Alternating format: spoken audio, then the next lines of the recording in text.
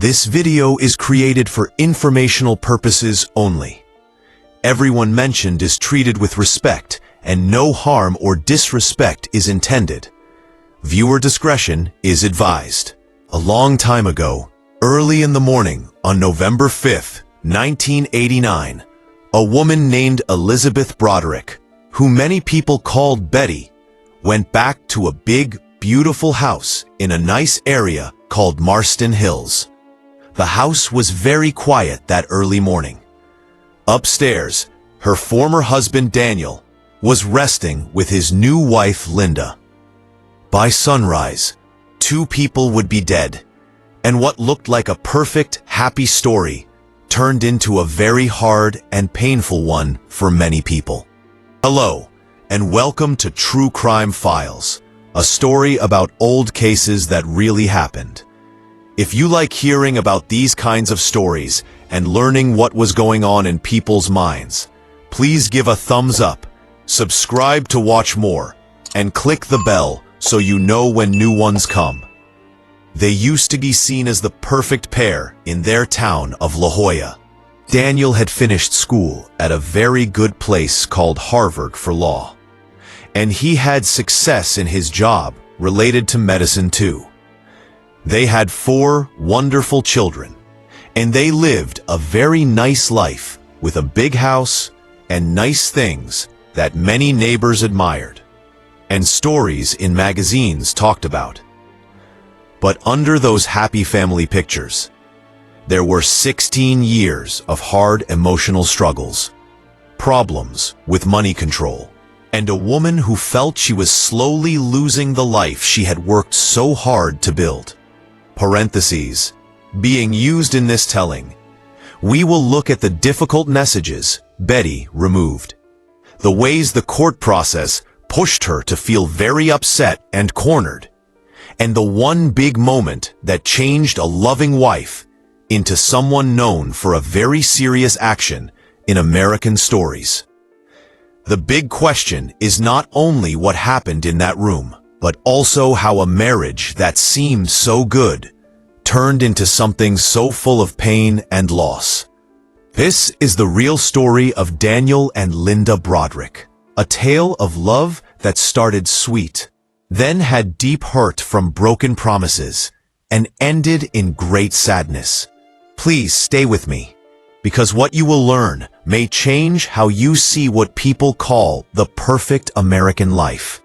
Elizabeth Ann, who friends called Betty, was born in 1947 in a place called Eastchester, New York. She was the 3rd child in a family with Irish Catholic roots that cared a lot about family values, staying loyal, and working hard every day.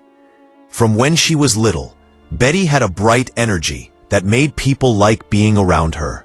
She was smart, made others laugh, and had a strong determination to do well. Betty wanted to be a teacher when she grew up, but back in those days, many women were told their main purpose in life was to get married and take care of children. In 1965, while she was studying at a school called the College of Mount St. Vincent, Betty's life became very different when she met Daniel Thomas Broderick III at a fun football game at a school called the University of Notre Dame. Dan was just the kind of man her family would have loved as a future family member. He was tall, good-looking, very nice to talk to, and came from a good family in Pittsburgh. Even more important, he had big dreams of doing well in life, just like Betty did. Their time of dating was like something from a happy storybook. Dan would drive many hours just to spend a short afternoon with Betty. He sent her sweet letters full of plans about the wonderful future they would share. When he asked her to marry him, Betty said yes right away with a big smile. She was 20 years old, and Dan was 21.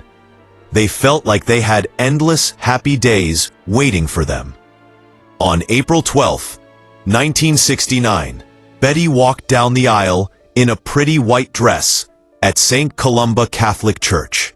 There were 220 guests who came to celebrate what everyone thought would be a long lifetime of joy together. After the wedding, the new couple went on a honeymoon trip to the beautiful Caribbean islands.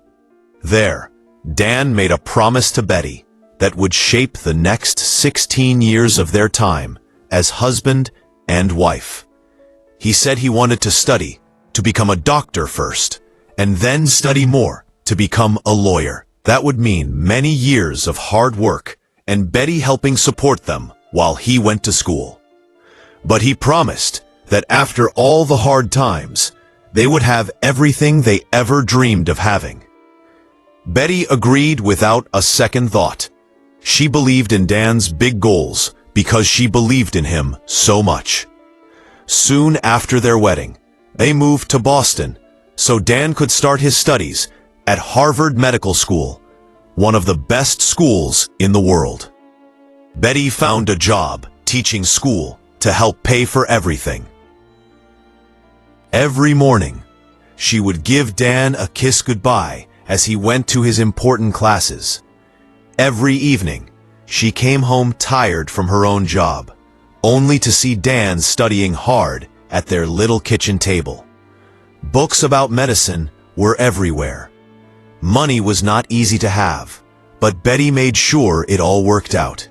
She planned every dollar carefully, bought things from secondhand shops, and learned to cook fancy meals using simple, cheap food.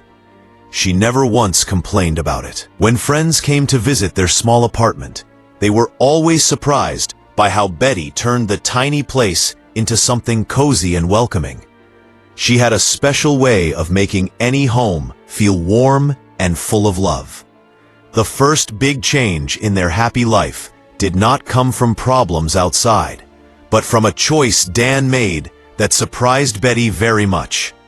In 1973, after Dan finished medical school and started his training as a doctor, he told Betty something she did not expect. He no longer wanted to be a doctor. He wanted to go to law school instead. Betty felt very sad and upset, not because she did not want to help him, but because it meant starting everything over again. It meant more years of hard saving and waiting, more years of her putting her own wishes aside to help him.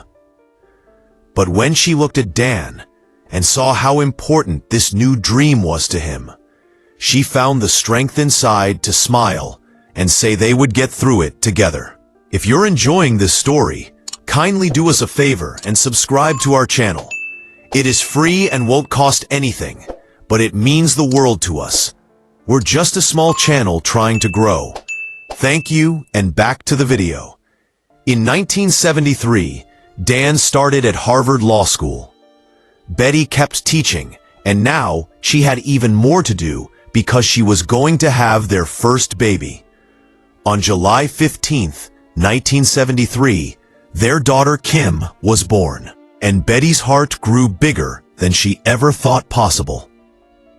Holding her little girl for the first time, Betty felt what true, endless love really means.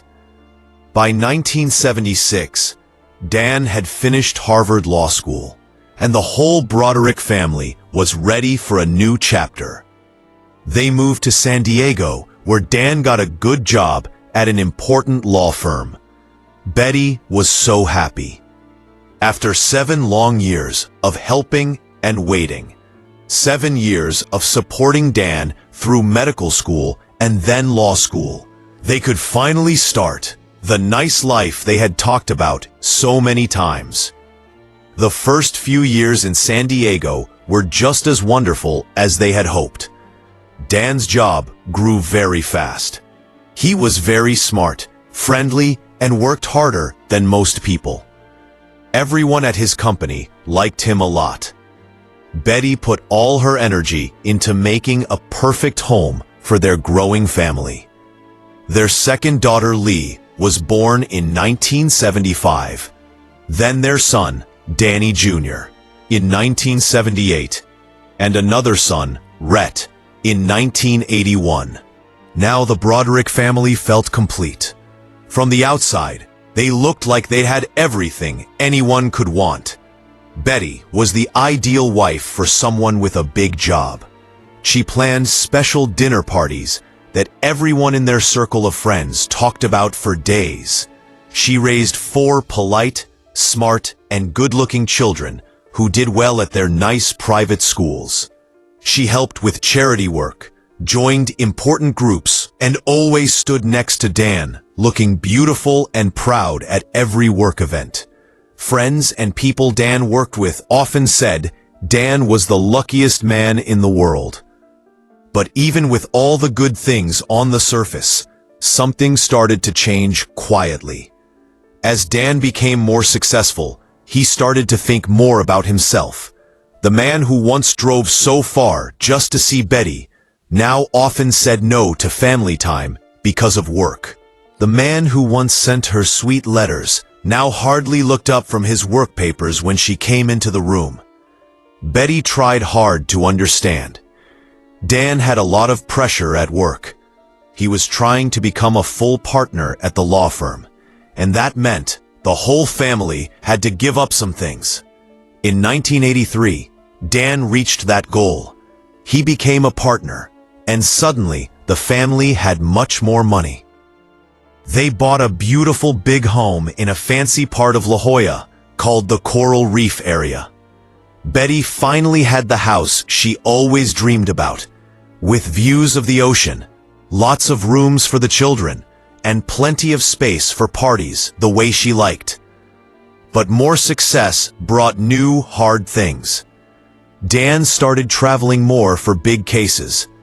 He stayed at the office very late. He missed family meals, school events, and weekend fun with the children more and more often. When Betty tried to talk about how she felt, Dan would point out all the good things he gave them: the nice house, good cars, the best schools, and family trips. He asked if this wasn't what she wanted all along. Betty started to feel like she was losing the man she fell in love with years ago at Notre Dame. That Dan was kind, loving, and really cared about what she thought and felt. This new Dan seemed to see her only as someone who helped him look good. When she tried to share her feelings, he would say her worries were small and that she did not understand how hard his job was. The first time Betty found strange papers in Dan's pockets, she told herself there must be a simple reason. There were costs for fancy meals at places she had never gone to, and papers from hotels when she thought his trips were just for the day. When she asked Dan, he gave answers about work that sounded okay, so Betty wanted to believe him. But once doubt starts, it grows bigger. Betty started noticing little things she used to ignore, like how Dan sometimes went outside to take certain phone calls, how he took showers right when he got home, even if he hadn't exercised. He checked how he looked in the mirror more before going out. Everything felt different on a normal Tuesday evening in January 1983. Betty was checking Dan's suit pockets before sending them to be cleaned, and she found a small piece of paper that made her heart feel cold. It had a phone number written in pretty writing, and below it said, "Thanks for a wonderful evening. Love, L." Betty looked at that note for a long time. Her mind tried to think of any good reason, but deep inside, she knew what it meant. Dan was seeing someone else.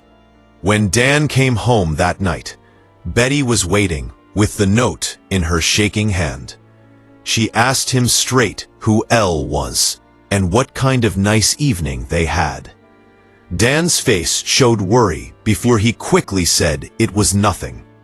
He said the note was from a client who was happy he won her case, and the evening was just a group dinner with the work team. Betty wanted to believe, but something in his look told her it was not the truth. Over the next few weeks, Betty started watching everything more carefully, like a person trying to solve a mystery in her own home. She looked closer at the money statements. She noticed the times Dan left and came back. She paid attention to his moods, his phone calls, and his reasons for being late. What she learned made her heart break more each day. The fancy dinners happened twice a week, always just for two people, at romantic places Betty had asked Dan to take her to for years. The hotel costs were for places in San Diego, not faraway trips like Dan said. The phone calls he took outside always made him smile, but talking to Betty made him seem annoyed. In March 1983, Betty asked a private helper to find out the truth. She needed real facts, not just guesses. What that helper found was even worse than she feared. Dan was not just seeing someone. He was seeing a young woman who worked as his helper at the office. Her name was Linda Kulkana, and she was much younger than Betty. Linda was 21, blonde, and not married, and her job was to look nice and help Dan's work go smoothly. The pictures from the helper were very hard for Betty to see. They showed Dan and Linda holding hands, going into nice restaurants, kissing in the work parking area, and going in and out of hotels together. Betty looked at those pictures and felt like her whole life was being taken away, one picture at a time. If you're enjoying this story, kindly do us a favor and subscribe to our channel. It is free and won't cost anything, but it means the world to us. We're just a small channel trying to grow. Thank you, and back to the video. When Betty showed Dan the proof, he did not say it was untrue. Instead, he got angry and said Betty had become too suspicious and hard to live with. He said the happiness had left their marriage long ago, and he had tried to fix it, but Betty's complaining had pushed him away. Betty felt shocked. In her mind, she had spent 16 years being the best wife she could be. She helped Dan through hard school years. She raised their 4 children mostly by herself while he built his big job. She made a beautiful home and social life that helped him look good to others. How did helping his dreams make her the bad one? Dan left their nice coral reef home in October 1983, taking only his clothes and some things. He rented a small place near his office and did not hide that he was with Linda now. Soon, Linda went with Dan to work events where Betty used to stand by his side. People who knew them were surprised by how fast Dan changed from a family man to someone without worries. For Betty, the pain of everyone knowing was too much to bear. In their close La Jolla circle, she met people who had seen Dan and Linda together everywhere. Some friends tried to help and said they were shocked at Dan. Others seemed to think Betty must have caused it somehow. The quiet talking and looks made even going to the store feel hard. What should have been a simple end to the marriage turned into a long, hard fight that lasted 6 more years. Dan used his knowledge of the law and friends in the system to control almost everything about ending the marriage. He first asked for a legal separation instead of a full divorce. This let him keep control of the family money while he continued his new life. Betty found herself still married to a man living with someone else, but not able to start over because Dan would not finish the divorce. The money problems were very tough. Even though Dan made a lot as a partner, he said he had no extra money when it came to helping Betty. He said his costs were higher because he had 2 homes now, and he asked to give Betty less money each month. At the same time, he took Linda on fancy trips and bought her nice things. Betty soon learned Dan had quietly moved money around and hid some income before they separated. Money that should have been shared was put in places Dan said were only for work. When Betty's lawyer tried to find it, Dan's team gave lots of papers to make things slow and confusing. The fight over who would care for the children hurt even more.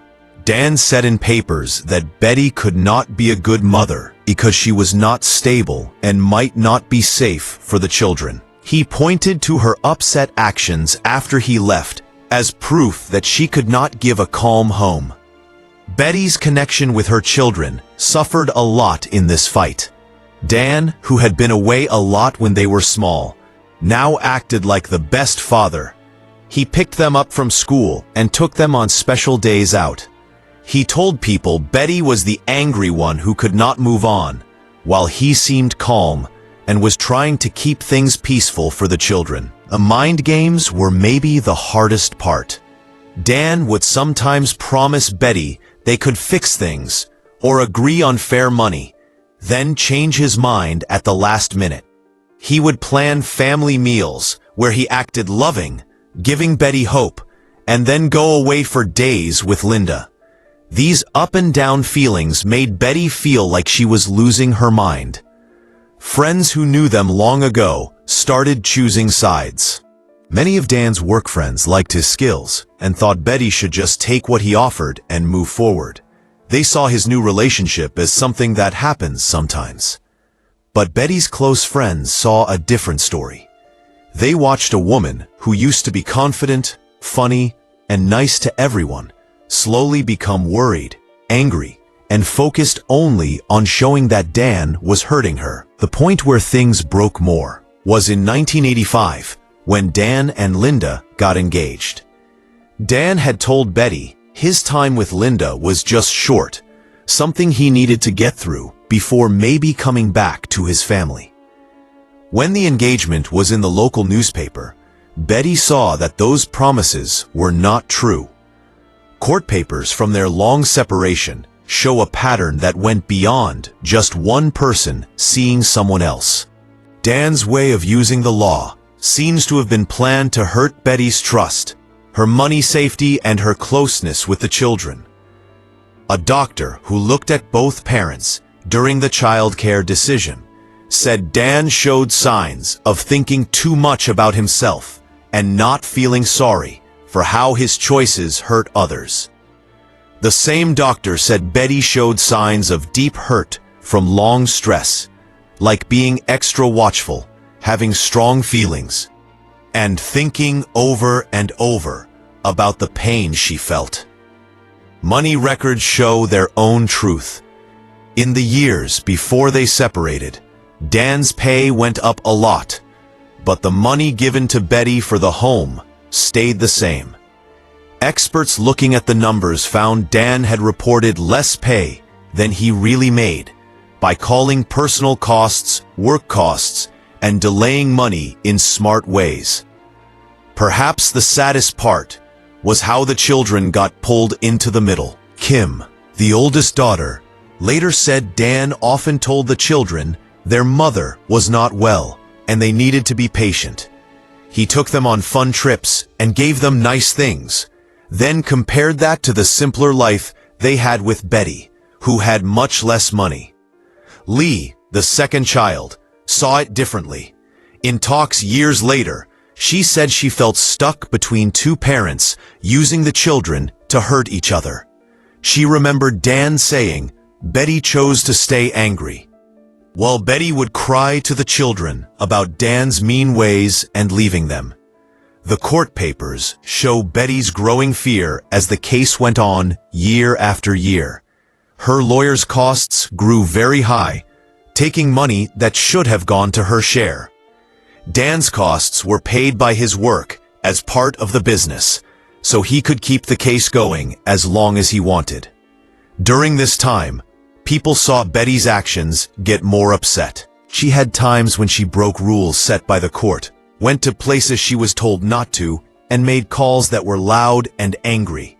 Each time this happened, Dan's team used it to say Betty was not stable. But people who studied family herb later said Betty's actions looked like someone who had been treated badly for a long time, made to doubt herself, and had her money taken away slowly. Her following Dan was really trying to find proof of hidden things. Her strong feelings toward Linda came from needing someone to see how Linda helped break up her family. If you're enjoying this story, kindly do us a favor and subscribe to our channel. It is free and won't cost anything, but it means the world to us. We're just a small channel trying to grow. Thank you, and back to the video. The clearest proof might be the recordings Dan made of Betty's calls. Dan had put machines on his phone to record Betty without telling her. In court, they played sounds of a woman who seemed very upset, angry, and sometimes hard to understand. But the recordings also showed Dan staying calm in ways that seemed to make Betty more upset instead of helping calm things. In one hard-to-hear part, Betty is crying and asking Dan why he stopped loving her. Dan says in a cold way that he never really loved her, that he married her because it was what people expected, and that Linda was the kind of woman he truly wanted. Dan made one big mistake in his plan. In November 1988, he married Linda in a big nice ceremony that local papers wrote about. The picture showed a happy couple with friends around them. What Dan did not see was that this wedding would push Betty's pain into a place she could not come back from. For 6 years, Betty held on to hope that Dan might change his mind and come home. The wedding ended that hope forever. Many people, lawyers and investigators, would ask the same question for years. What happened in the 12 months between Dan's wedding to Linda and that sad morning in November 1989? Could anyone have seen that Betty's deep hurt would lead to such a tragic end? That year was a slow fall into deep sadness for Betty. Shown in many court papers, police notes, and what people saw, Betty was now 42, had no job skills after so many years at home, and had to watch her former husband live a rich life with his new wife. The final money agreement gave Betty much less than she thought was fair, while Dan kept most things. The hurt in her mind was very strong. Betty had trouble sleeping and eating, and became focused on writing down every wrong thing she felt happened. She filled books with notes about Dan's untrue words, things Linda did, and how the court did not help her. Her time with the children got worse fast. Kim and Lee, now older, felt upset by their mother's public sadness. Dan used this to ask for full care of the children. The fight over the children became the last big battle. Dan's team showed proof of Betty's broken rules, her upset calls, and said she could be a risk to the children. They said Dan could give a safe home with Linda as a new mother figure. Betty felt the worst fear when she saw that she might lose her children, too. In her mind, Dan had already taken her marriage and money, and now he was taking her role as mom. Court papers show Betty trying hard to show that Dan was not a good parent, including asking helpers to watch him. The final hard moment came in September 1989, when the court gave Dan full care of the two younger children. Betty got only a short time to see them and had to get help from a mental doctor before more time. Friends who saw Betty then said she seemed like a woman living in a bad dream. She had times of great anger where she talked for hours about Dan's mean ways and the unfair court, and times of deep sadness where she stayed home and quiet for days. The angry calls became more frequent in the last few months. Betty would call Dan's home at strange times, sometimes saying nothing when Linda answered, sometimes speaking loudly about their past and Linda's part in it. Dan kept recording these calls, using them to show that Betty was becoming more unstable. On October 1st, 1989, Betty bought a small gun from a store in San Diego. She told the person selling it that she needed it for safety, since she lived alone. This was allowed because she had no past problems with the law. The last talk between Betty and Dan on record was on November 3rd, 1989, only 2 days before the sad event. Betty called Dan at work and asked to see the children for a holiday. Dan said no because of a recent broken rule. The talk became loud, with Betty saying Dan was turning the children against her, and Dan saying Betty caused all her own problems. November 5th, 1989, started clear and cool in La Jolla. Betty woke up in her small home, full of anger that had grown for 6 years. Later, she told people she did not plan what happened next, that she only wanted to talk to Dan one more time. But she had the gun with her. Early that morning, around 5:30, Betty used a key to go into the house where Dan and Linda lived. She had kept the key even after being told to give it back, saying it was her house too. The house was quiet and full of nice things, but everything Betty felt had been taken from her. Betty went up the stairs to the main bedroom, the same room she once shared with Dan in happier times. She saw Dan and Linda resting in their big bed. What happened next was very quick, but it would hurt many families for years to come. Betty later said she only wanted to wake Dan and make him listen, to finally see what he did to their family. But when Linda moved, Betty felt scared. In her mind, Linda stood for all the pain she felt. Betty used the gun, and both Dan and Linda passed away soon after. After, Betty called for help. Her words were mixed, saying sorry sometimes, and explaining other times. She said she did it because they had broken her life and taken her children. News of what happened spread fast in the close La Jolla community. Many people had followed the long divorce story in papers and talk, but no one thought it would end this way. People felt shocked, then started talking about whether Betty was wrong or if she was someone pushed too far after years of hard treatment. Betty was taken by the police right away and faced serious charges. The court case that started in 1990 became big news that split how people felt, especially between men and women. Some said Betty was angry and wanted revenge. They said even with her pain, she had a good life and could have used the law to fix things.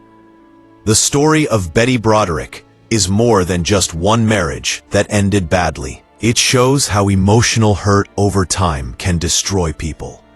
How the court system sometimes cannot protect those who are treated badly with words and control, and how hard it can be when someone has many resources and knows the law well. Dan's power to make the divorce last long, hide money, and change childcare gave him great control over Betty's life. If this story touched you, kindly subscribe so we can uncover more truths together. Until next time, stay safe and hold your loved ones close.